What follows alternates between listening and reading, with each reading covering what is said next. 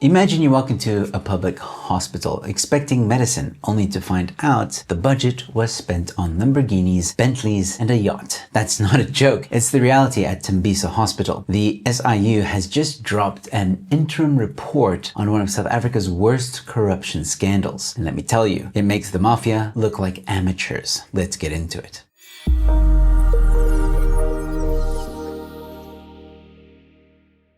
Hello ladies and gentlemen, welcome to Newsflash. I'm your host Emilio. Thanks for tuning in. The Special Investigating Unit revealed that over 2 billion rand meant for healthcare was siphoned off through 3 major crime syndicates. Yes, you heard that right. 2 billion rand. That's not oops, a tender was overpriced. That's Ocean's 11 with lab coats. One syndicate alone linked to Hangwani Momela scored luxury cars like 3 Lamborghinis, a Bentley Continental, and even a yacht. And here's where it gets even messier. Reports have long suggested that Hangwani is related to President Cyril Ramaphosa through a previous marriage. It's all starting to make sense. Some outlets call him a nephew by marriage, though the presidency has denied any close relationship, saying he's just the son of an ex-brother-in-law. But let's be honest, it's a little suspicious that this guy just happens to be family, whether current or distant. In a country drowning in corruption, even the hint of family ties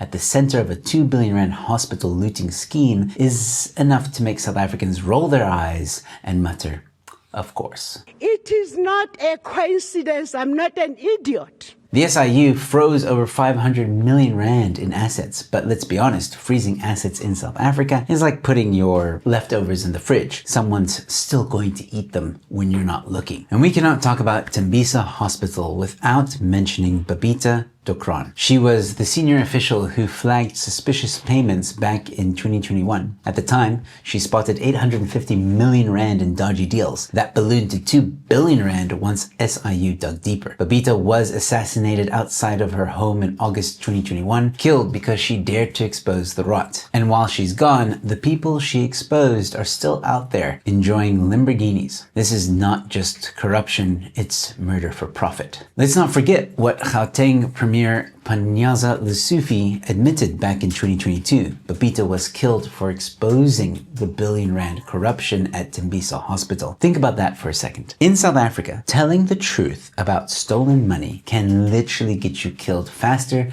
than trying to cancel Trevor Noah on Twitter. Shocker. The SIU claims much of this was pulled off by so-called junior officials. Really? Junior officials making 30 million rand in bribes each? That's not a goldfish. That's a shark with Gucci fins. This obsession with small fish is like blaming the cashier for the bank heist while the CEO is sipping cocktails with the robbers. The truth is obvious. The culture of corruption runs from the ground up, and government's favorite trick is to sacrifice the interns while the big fish keep swimming in their heated pools. And here's how the scam worked. Contracts were deliberately kept under 500,000 to avoid treasury checks. Fake quotes were submitted with even the losing bidders getting paid. Many of the companies were shelf companies, created purely to loot. In other words, it wasn't just a few bad apples. This was a criminal ecosystem inside a hospital. Procurement wasn't about buying medicine, it was about buying Porsches. The SIU admitted they're seeing the same patterns in other hospitals across Gauteng, which means your local clinic's out of stock sign might actually translate to, sorry, your medicine is currently parked outside a Santon nightclub revving at 2 a.m. South Africa has officially turned into a mafia state, where whistleblowers are assassinated, junior staff drive Porsches, and ministers pretend to be shocked while shrugging at the podium. It's the biggest piece of dog shit